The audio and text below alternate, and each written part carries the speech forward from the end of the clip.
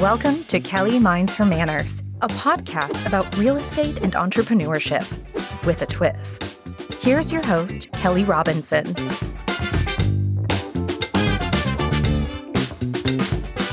It's really great to have you on the show. I've been really excited to have you, especially since Shirag, our mutual coach and friend, mentioned that we should chat, and we had a lot in common.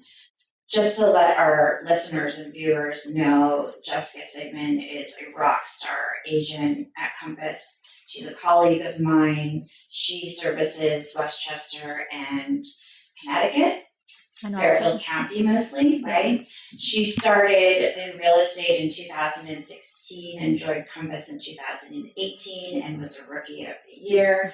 She now has a huge team and a huge business and is super successful, and I'm really excited to chat with her today. I'm so excited to be here. This is so fun. Yeah. So I guess, I wanted to talk a little bit about what drew you to real estate.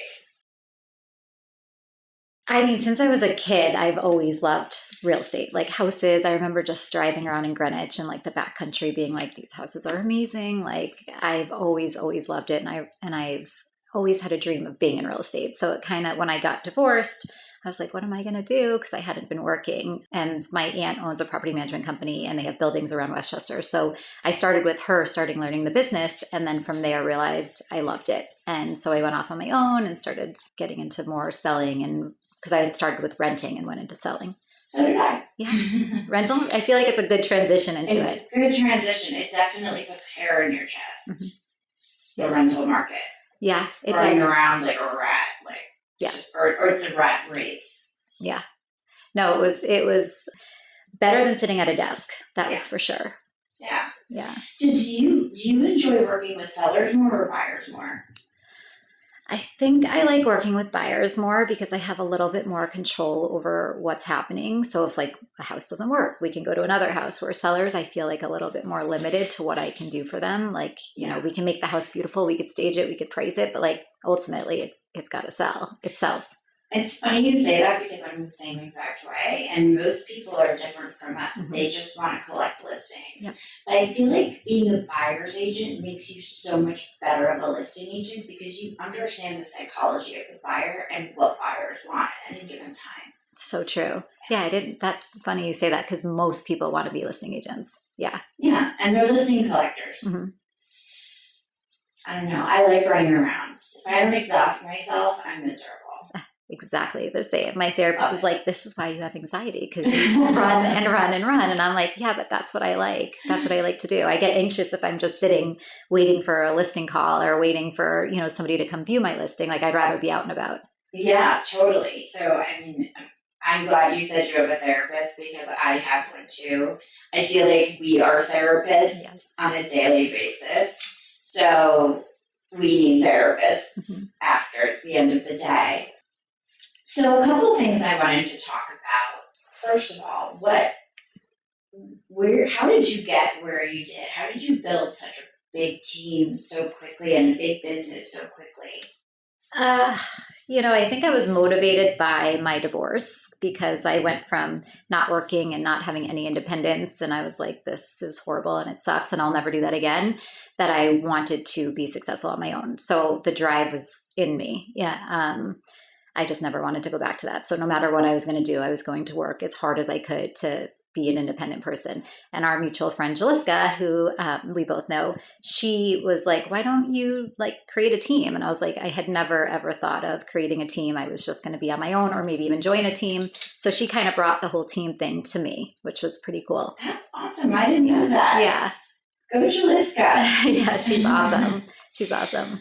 What are the biggest struggles you find within the industry or your job or being a beautiful, smart woman that you are? Struggles, what I've worked through a lot, I feel like, is not taking things so personal, because we can't control everything, even though we would like to. So letting go of things I can't control was definitely one big thing, and sort of earning my place in the fields with men and even couples. It's not so easy learning how to make sure focusing on the wife more. And, even though I'm just there to sell a house, but you have to be so careful with all of your moves, and you have to think about all these things that you would never really think about because it's really just business. But when you're working with a couple or working with somebody who might feel insecure, those are things that you have to have top of mind. Absolutely. And it's funny that you said focusing on the wife. I do the same thing because it can be a little contentious otherwise. Yes.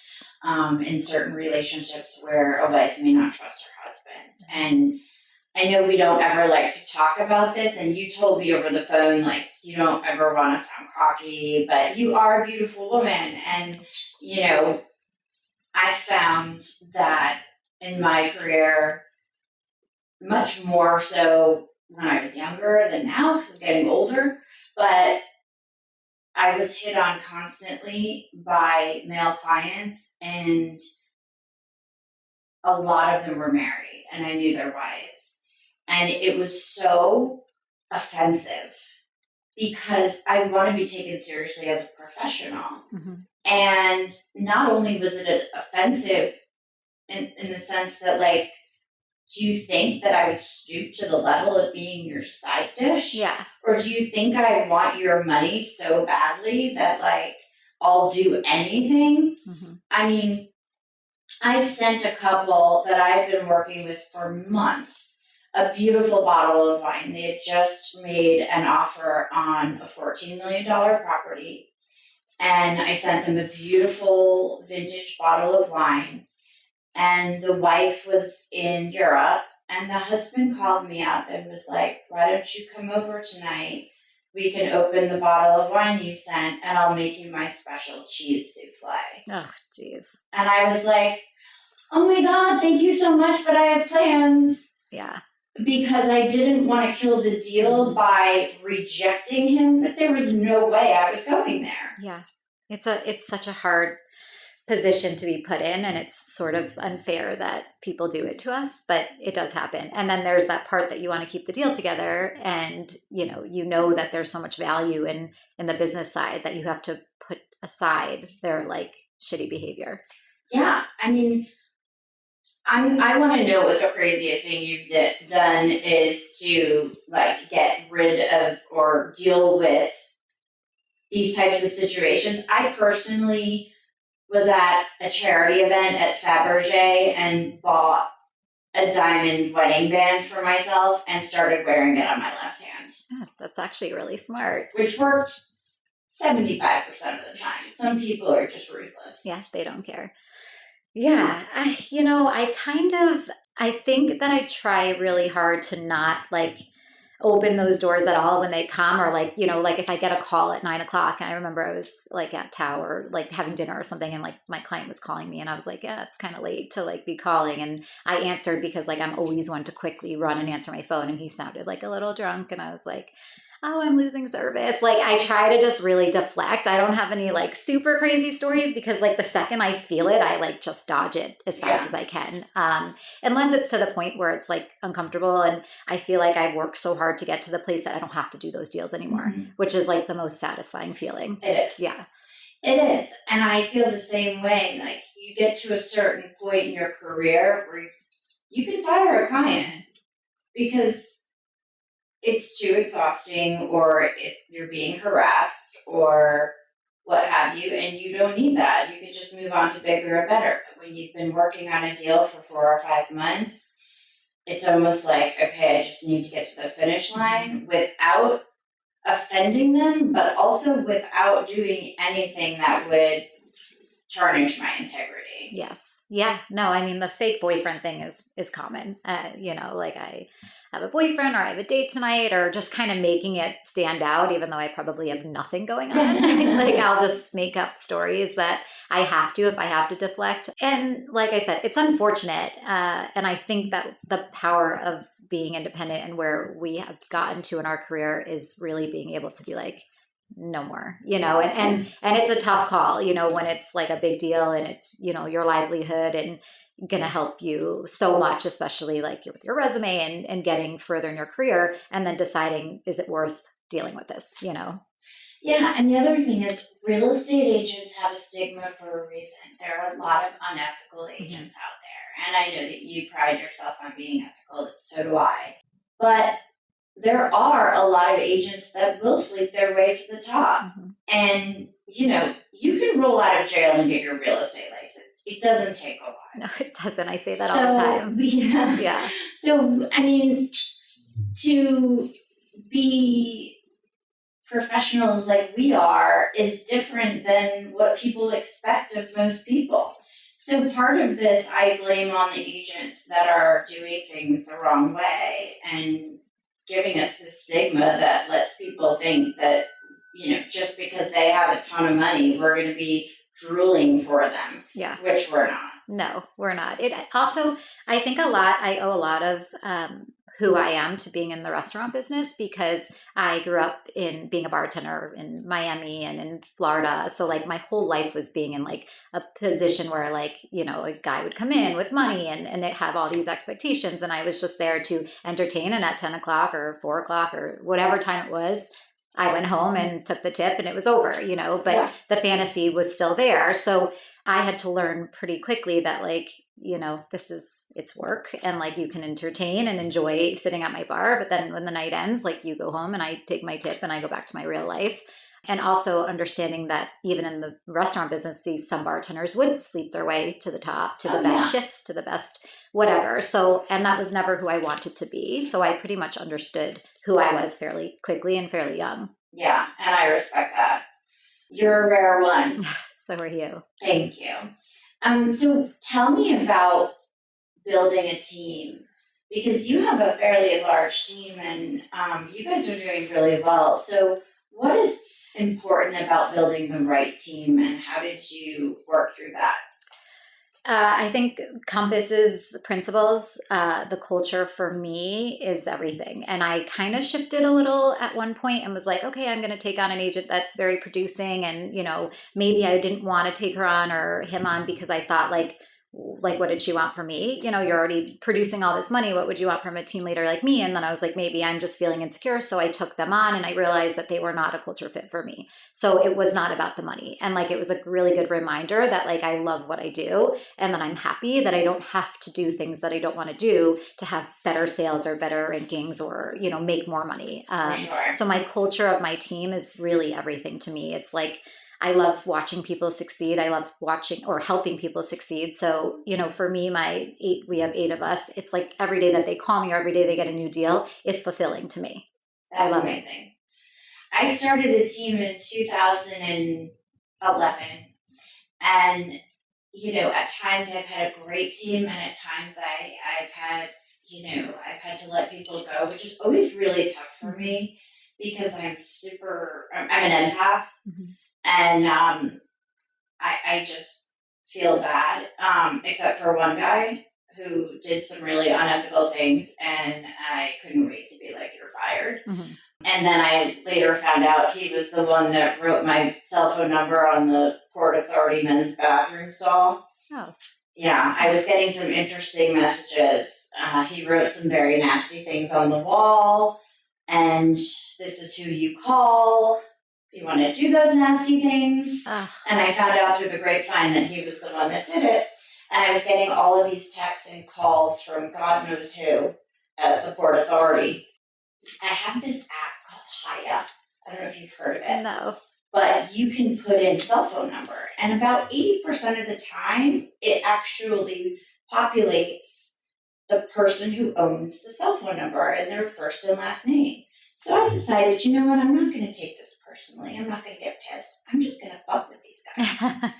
So I basically would look their numbers up and I would respond to them via text like, hey, John Smith, does your mother know you're sending me this message? Oh my God. And they would freak out and be like, how do you know my name? Where did you, like, and I'm like, don't worry about it, you know? That's and awesome. Then I finally was like, so, John Smith, tell me where my number is. Tell me where you found this. Tell me what it says. Yeah. All of this stuff. And they started like, you know, producing information because they were scared that I knew who they were.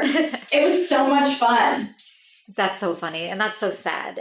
But it also is probably felt good to figure out that thank God this person was off your team because they proved who they were. So it made it easier for you to be like, okay. Yeah, I mean, this was years ago, and I saw him walking down the street a couple of weeks ago, and he called me the C word, and I was like, why are you so upset? Like this many years later. I treated him so well. He did some unethical stuff, and I let him go. I won't put up with unethical behavior on my team. Me either. Usually after, like we talked about, lots of therapy, I've learned to be like, it's about you and not me. And I hope you get better, because realistically, it's usually never about us. It's about them. True. Yeah. True. But it's hard to build the right team. And I'm so proud of my team right now. I love that. I finally feel like we're in a really good place and we're all strong, because you're only as strong as your weakest link, as they say. It is so true. Yeah. It is so true. We just lost a team member who was with us from the beginning, and it was definitely sad. Yeah. But I also do totally believe that like everyone comes on the team to get what they need, and if they want to spread their wings, then that's also okay, even though it's sad. But like, I'm happy to know that I've given enough for him to feel like he's good enough to go on his own, and hope he does amazing things. Yeah, absolutely. I mean, I'm pretty close with everybody who's a former team member, with the exception of that one guy. Yeah, I would hope not. It's their life. I want them to be happy, and I do want people to stay. Like, you do want longevity. And I think part of maintaining that longevity is by treating people really well, and monetarily speaking, I give my team members what they would make if they were on their own at Compass, so that they don't feel like they're losing out on anything. And then I just take, what's above and beyond that. That's awesome. Yeah. I mean, the split stuff is tough, but I learned when I was at Houlihan Lawrence and I was coming over to Compass not to be so focused on splits, because I was like taking a, pretty big cut to come over to Compass. Mm-hmm. But after a couple of years, look, how much I've grown. And if I was so focused on that split, then I wouldn't be where I was. So I try to teach my team members the same thing, because it's so much more than like the actual split. And Chirag had definitely done a lot of talking me through that and making it make sense, like the numbers. So now I'm so thankful, and I try to let them know it's the same thing. And if they leave for a bigger split, then maybe they didn't get it. But like, I think that it's not really down to that number. It's down to so much more. Absolutely. And they're getting your resources. Mm-hmm. And your mentorship, your resources. And your leads. Yes. So, but I'm super proud of my team, and I'm grateful and blessed to have them. That's amazing. Yeah. It's so fun. I love it. I love what we do. I'm happy every day. I mean, it's definitely a roller coaster, but I love it. I would be bored if not, like what would I do? Feel like the other day when we were trying to get in touch and you're like, I'm putting out a fire. I was like, I can feel it. Like, I get it. Yeah. We're always putting out fires. 100%, like 3 or 4 a day. Yeah. Yep. I feel like I need like a hose and. Yep.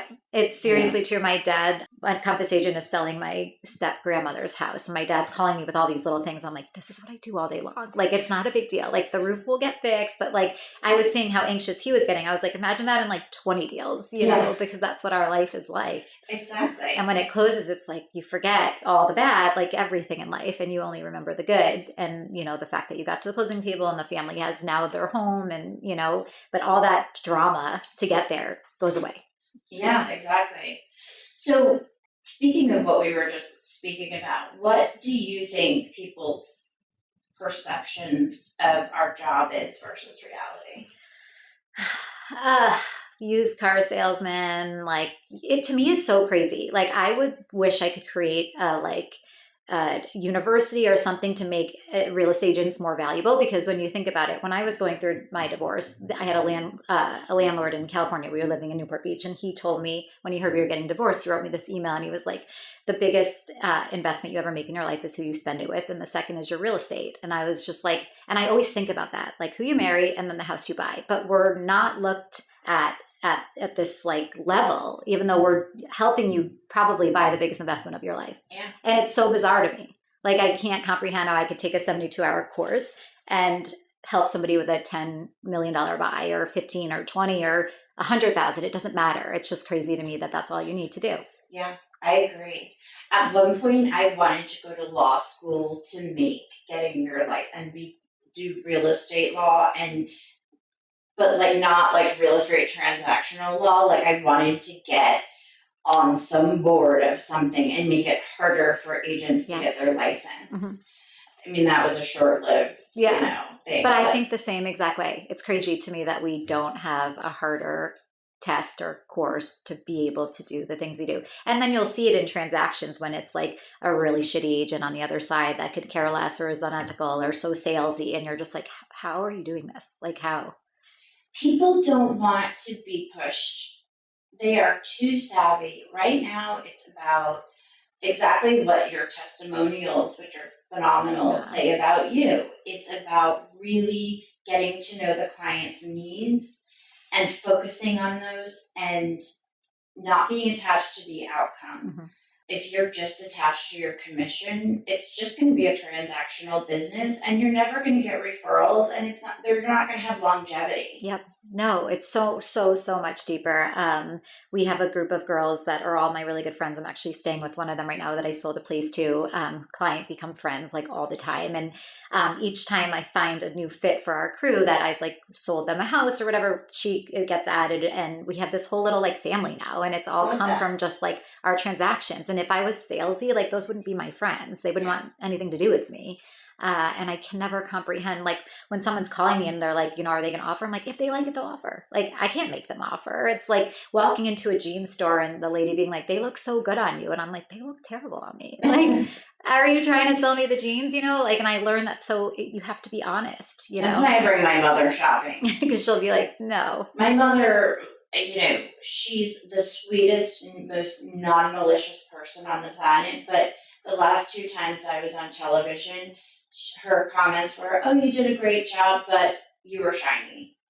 Oh, you did a great job, but your armpits were wrinkly. I'm like, Jesus Christ, Mom. Like, now I need an armpit complex. Oh my gosh, that's so funny. But you know what? It's the honesty. It's the honesty. Mm-hmm. She's not going to let somebody sell me a pair of jeans that make my ass look big. Yeah, exactly. I appreciate the honesty. So I totally get it. Yeah. I mean, that you would be like, okay, well, now I'm going to make sure my armpits aren't wrinkly.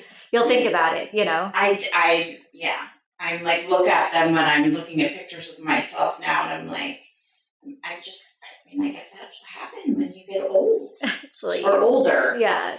Well, you have this big social media following, and like, so how did you get into that? Like, how did that start? So it's funny. I did some research years ago, probably about 8 or 9 years ago, and Instagram was starting to become a way to grow your business. Mm-hmm.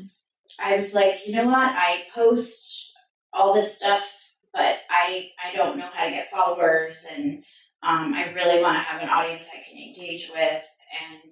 And so I brought on an intern who was a computer science major, also did some photography on the side, and understood the analytics of social media platforms. Mm-hmm.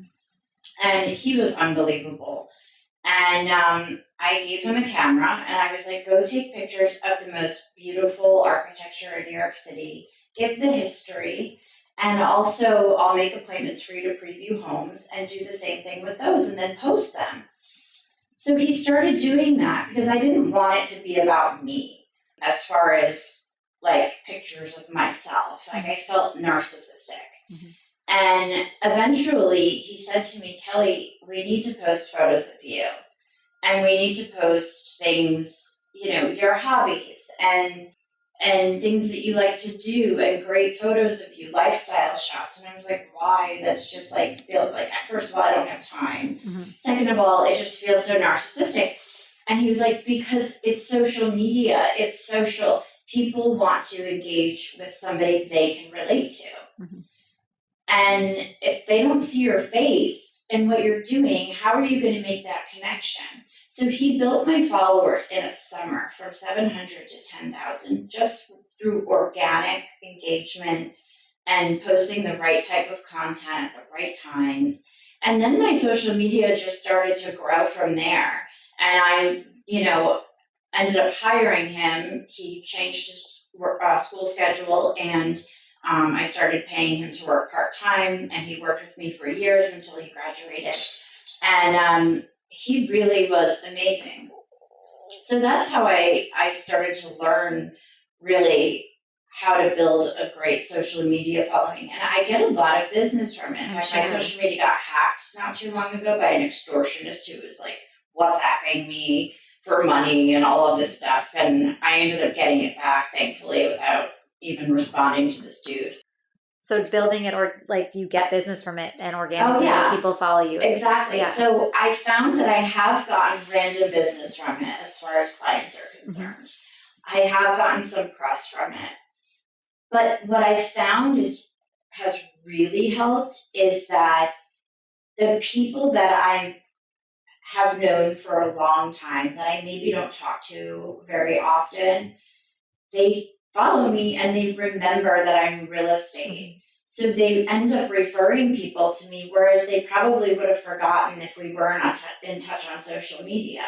And I've done, probably over $60 million worth of deals from that. That's amazing. So when I got hacked, I was like, that must have been scary. It was crazy. I kind of remember seeing a little bit about that on your page, but I do believe I can relate so much to like not wanting to post pictures of myself. And then when you look at the engagement of like what you're posting, when it's you and something that someone can relate to, you get so much more engagement versus just posting like a historic building or like, and then I'll get messages like if I post little things like about my divorce or about like therapy or like anything that someone can relate to, I'll get the message that like it made somebody's day or somebody could relate to it. And that's like so I just take myself out of it and I'm like, this could help someone else, like other people's stuff helps me.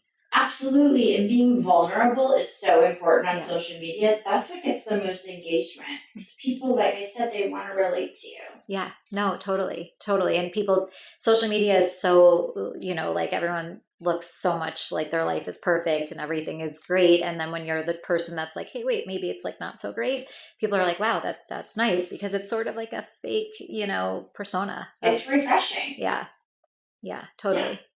I really appreciate you coming on the show. This is awesome. It's been really fun, and I can't wait to refer business to you. Same. My one last question for you is, where do you see yourself going from here? Where do I see myself going? I hope it's, to the moon, like people say, just keep going, building my business, helping other people, helping my team do really, really well, watching them all succeed so that we succeed together, staying with Compass for sure. I'm so thankful for this company and everything, all the people that I've met through the company. It's just been such a blessing to me. So I don't see myself going anywhere away from where I am right now. Awesome. Yeah. It's great to be content where you are. It really is. It really, really is. It's a good feeling. Yeah. And then one more thing. What's the craziest thing that's ever happened in real estate? Like, what's your craziest situation with a listing or a buyer that, you had to deal with? God, I mean, there's like sad stories, where like somebody had lived in a house for a really long time and like had the blinds shut. And like when I got there, like she hadn't opened them in like 30 years and was very scared of everybody. And then, we built this relationship and like earned her trust. And when the blinds opened, it was just like the best feeling in the world. When I first started, I was just like, oh God, it's like trauma from like my ex-husband and his family. I'm like, everyone was untrusting. So with her, I was like, God sent me this to like do, but then it ended up such a beautiful story, and her house sold for over ask and we worked together and it was really, really great. So that was a good story, but we see stuff all the time, like a listing appointment where you walk in and like there's been it's an estate and there's like an addict in the house that lived there who passed away, like horrible things like that. But then of course, like they always turn into feel good stories, once you get past that. Okay. Well, how can people reach you and follow you? Instagram is definitely one thing. It's Jess_Sigmund_realtor. So that would be awesome. If anyone is watching, I would love for them to follow me. Yeah, and we'll also put that in the YouTube comments. Awesome. And your website, you can be found on compass.com.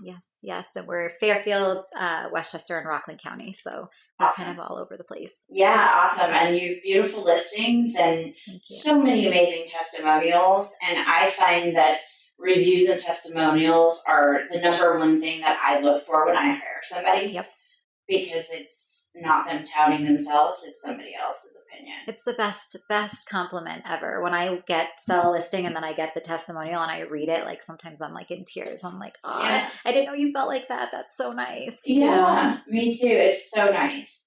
Okay, so we'll drop your web link and your Instagram handle in the comments on YouTube. If you're listening and not watching, you can go over to Kelly Minds Her Manners on YouTube and find Jessica Sigmund's information.